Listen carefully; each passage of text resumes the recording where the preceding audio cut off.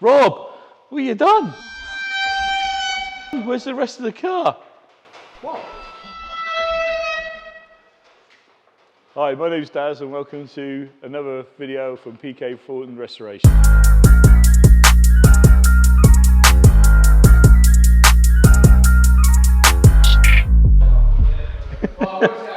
Today on PK Thornton Restoration, we're working on 3 different restoration projects, which are all Alfas, but different types of projects in their own right. This one, as we've seen before, is a Alfa 101 Spider that's in for a general restoration. It's a very, very large and intensive restoration, as you can tell by how little of the car is actually left. We focused on this before on one of our other videos, saying about the amount of work that's involved. As you can see now, it's come forward a little bit more as more of the reinforcements have been remade and the sills and outriggers are all starting to go into place. These parts of the car are quite important to get the basic layout of the car back on track and to make sure the car's square. Now we can see that everything's starting to pick up in place, and this one's getting ready now to start laying the floor, which means that the car will start looking more like a car again instead of a pile of different bits and pieces. This car is, like I said before, general restoration. So this one's going to be being put back to its original condition. The body and everything won't be changed. This will be a standard car basically when it's finished. All the mechanics and electrical will be put back as original, and it won't have any updates or anything modifications done to it.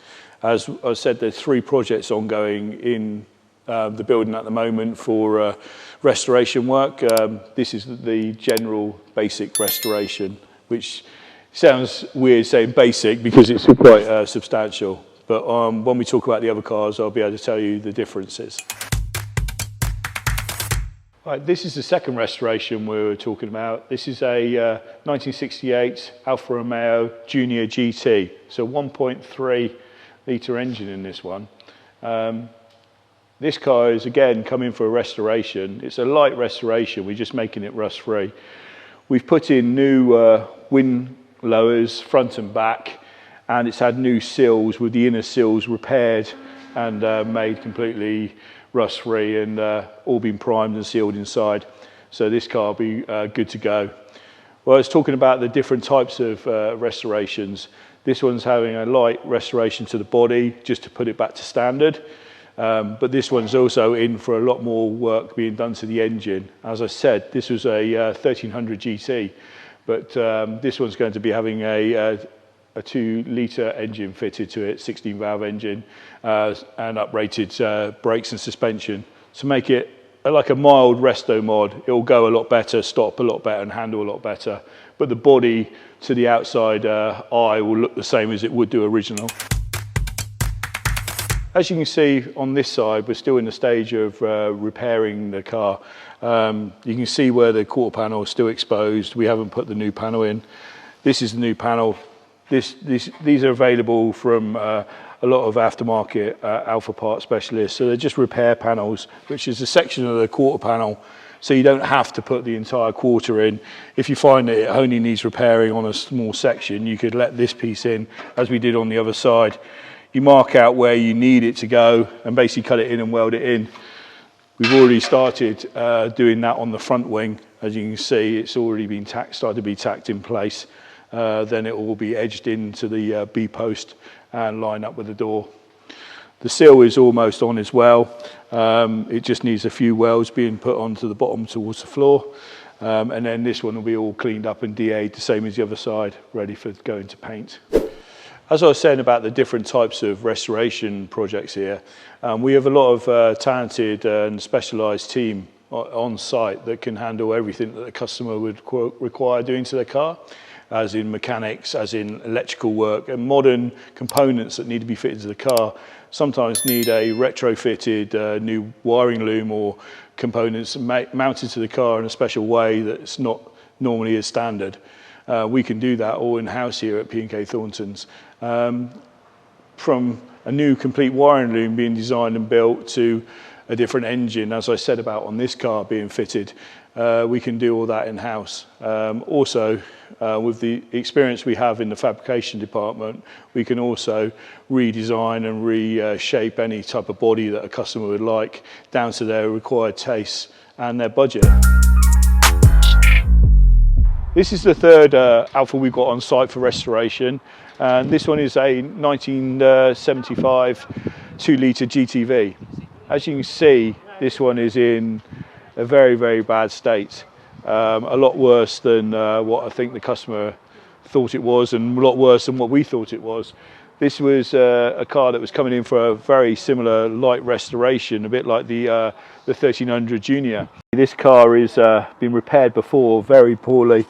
They've used expander foam and filled over the top of it with filler and bits of metal, whatever they found lying around. I think it's a really, really poor state. This is the type of problems that people get with classic cars.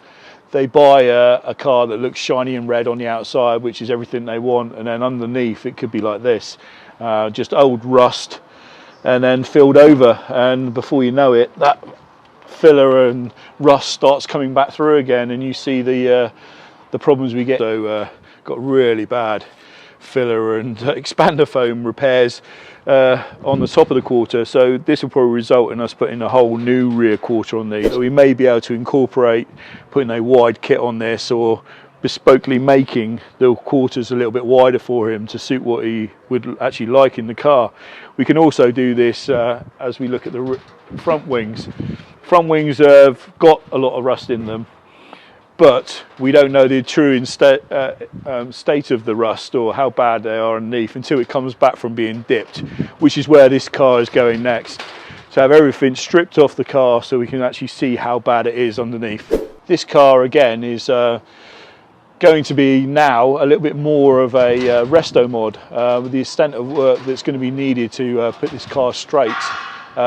We've talked to the customer and gone through a few ideas to make it bespoke to him, make it a bit original and a bit of a one-off to the design that he wants. Another thing the customer was talking about on this car is he likes the idea of the car having no bumpers on it. So we're going to look at smoothing off the front ends a lot more by taking away some of the bumper swellings that used to house the bumper, and maybe modify the lights so it hasn't got the big square lights for the side repeaters and indicators, giving it a lot smoother and lot nicer looking front end. Again, this is just ideas we can come up with and go through with the customer to get the car exactly how he would like it. This is already a 2-litre 16 valve, but I think it's going to be helped by having fuel injection fit into this model to make it a little bit more snappier throttle response and a bit more user-friendly in any weather. Also, we talked about more mod cons in the car as well, whereas our in-house electrician expert Paul can probably make up a new loom for this car, because there was a lot of wiring issues with this one. It used to get a flat battery all the time for no reason, and there was a lot of burnt out wires we found when we stripped the car. So I think it's going to be having a new loom made for it. Another thing, by looking at its lovely roof, it's nice and shiny and red. We were very surprised when we stripped this car out, but this didn't always start out like this. As you can see under here, this used to have a sunroof in it, but whoever had it before decided they didn't like a sunroof and welded it and sealed it up. So and then filled over the top. So this car probably will end up cutting out the sunroof frame. Maybe if it's really bad, wheeling up and putting a new roof panel in this. This has been Daz at P&K Thornton Restoration, and thank you for watching this video. Please like and subscribe to all our other videos, and any questions, please don't hesitate to ask in the comments box or get in contact with us here directly.